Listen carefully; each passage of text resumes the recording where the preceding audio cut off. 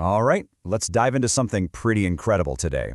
We're looking at a system that's all about protecting our protectors, an integrated wearable and IoT ecosystem for real-time monitoring of our frontline responders. Let's break down how this whole thing works. I want you to just picture this for a second. A rescuer heading into a collapsed building. A miner deep underground, halfway through a grueling 12-hour shift. These are real situations happening every day. And in these high-stakes environments, the deadliest threats are usually the ones you can't see or feel until it's already too late. So the big question is, how do we give these heroes the foresight they need to stay safe? Well, to answer that, first we have to really understand the problem. It's what we're calling the responder's critical blind spot. And it's this gap in awareness that puts them in constant, invisible danger. You know, this whole idea wasn't just dreamt up in a lab. It came directly from a need identified on the front lines by the National Disaster Response Force. The challenge they laid out is both simple and, honestly, pretty profound. The very people we count on to keep us safe are often working completely blind to the dangers threatening them. So what kind of dangers are we talking about here? Well, it's things like toxic gas exposure in a disaster zone. It's that silent, creeping exhaustion that slows you down and leads to mistakes. And maybe most critically, it's the gradual deterioration of vital signs, like a drop in oxygen or a heart under strain, that nobody notices until someone collapses. And that means medical help is delayed when every single second counts. Okay, so you've got this huge, multifaceted problem. How in the world do you solve it? The answer isn't just one new gadget. It's a complete, intelligent safety ecosystem. Think of it like a digital shield built from data and foresight. And this ecosystem stands on 5 interconnected pillars. It all starts with a personal wearable device that each responder wears. That device talks to IoT sensors that are monitoring the environment around them. All of that data gets funneled through a mobile app to a super smart cloud and AI platform. And finally, that platform feeds a command center dashboard, giving supervisors a real-time bird's-eye view of their team's safety. So let's zoom in on that first pillar, the piece of tech that's right there with the responder, the wearable. You can think of it as their own personal, digital guardian angel.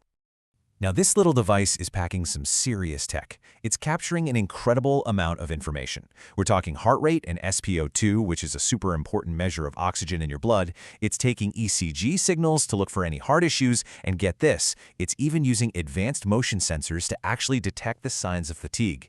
All of this is processed right on the device by a powerful little chip, and the battery is built to last for more than a full 24-hour shift. Of course, all that cool tech means nothing if it can't handle the rough and tumble of the real world. And this thing is built for it. It's super lightweight, under 70 grams. It's completely waterproof and dustproof. It's got a military-grade case, so it's tough. And it gives the user an immediate heads-up with a vibration or light if their vitals enter the danger zone. And this really gets to the heart of the system's philosophy. A person's health doesn't exist in a bubble. Right, it's directly affected by what's going on around them. And that's why monitoring the individual is really only half the story. Which brings us to the next piece of the puzzle, the area sensors. These are the system's eyes and ears on the ground, constantly sniffing the air for threats that a human just can't detect.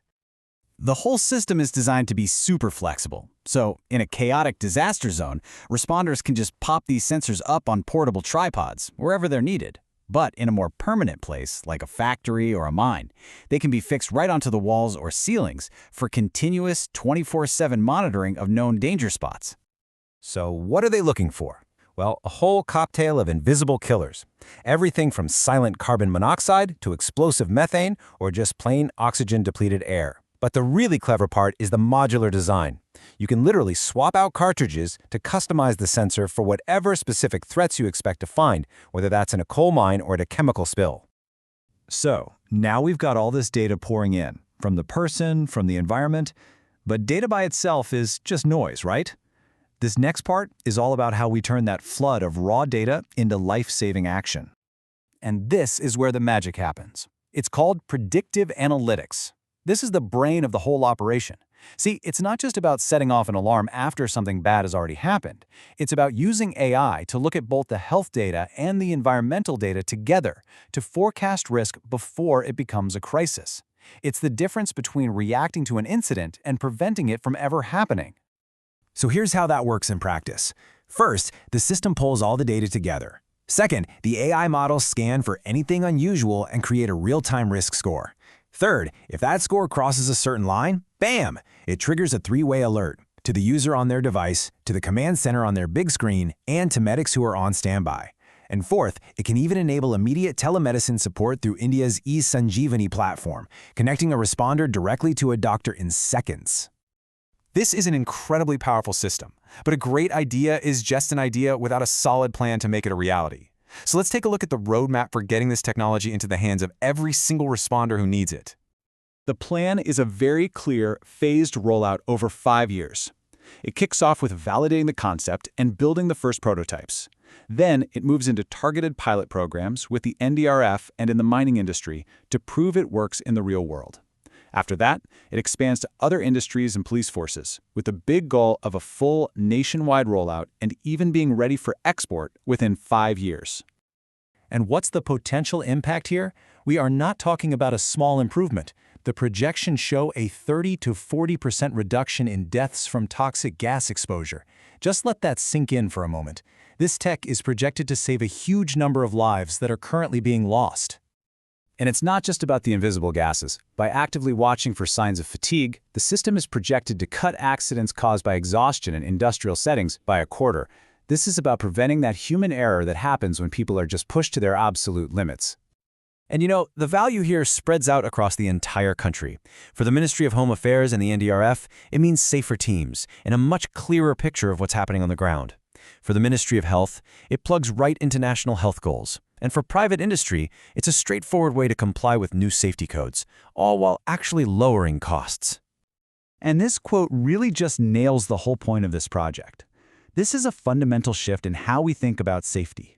We're moving beyond just giving people better helmets or masks. We're giving them intelligence. We're giving our heroes the foresight to stop a disaster before it ever has a chance to strike. So, at the end of the day, the final question is this. By weaving together this incredible technology with this forward-thinking approach, can we finally build a future where every single person who runs toward danger is guaranteed to come home safe? Can we create a future where every hero makes it home?